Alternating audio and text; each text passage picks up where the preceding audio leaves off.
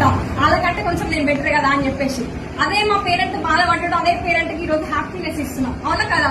ఇంత చిన్న ఏజ్ లో నా పేరెంట్స్ వచ్చి నేను తీసుకోవాలి అంటే పానీపూరి తినడానికి కానీ, కనీసం ఒక 5 రూపాయల పెన్ను కొనుక్కోవడానికి కానీ, ఒక బుక్ కొనుక్కోవడానికి కానీ ప్రతి ఒక్క దానికి మా పేరెంట్స్ మీద ఆధారపడాల్సిన స్టేజ్, అవునా కదా? తీసుకునే స్టేజ్ నుంచి ఈ రోజు మా పేరెంట్స్ కి ఇచ్చే స్టేజ్ కి వచ్చిన, అవునా కదా? ఆ ప్లాట్ఫామ్ అనేది అంతా చాలా పెద్దది. ఈ రోజు నా అండర్ లో ఇంత చిన్న ఏజ్ లో నాకే దిక్కులేదు ఒక అవకాశం, ఆపర్చునిటీ అనేది, అవునా కదా? బయట పోతాయి. ఇంత చిన్న ఏజ్ లో నేను 88,000 తీసుకుంటూ నా అండర్ లో ఒక 3,000 నుంచి 45,000 తీసుకున్న వాళ్ళు 40 మెంబర్స్ ఇన్కమ్ ఎర్నర్స్ ఉన్నారు. 40 మందికి ఇన్కమ్ ఇప్పించుకుంటూ 40 మందికి ఇన్కమ్ ఇప్పించుకుంటూ నేను తీసుకుంటాను. నాకే దిక్కులేము ఒక 40 ఇంత చిన్న స్టూడెంట్ డిసైడ్ అయ్యి పని చేసి ఒక 40 మంది ఇన్కమ్ తీసుకుంటారు అంటే ఒకసారి ఆలోచించండి. అందులో ఒక 40 మెంబర్స్ ఇందాక సంజయ్ మేడం మాట్లాడింది కదా, ఒక 40 మంది, ఒక 35 నుంచి ఒక 40 మంది డిపార్ట్మెంట్ మెంబర్స్ ఉన్నారు, పోలీస్ కానిస్టేబుల్స్.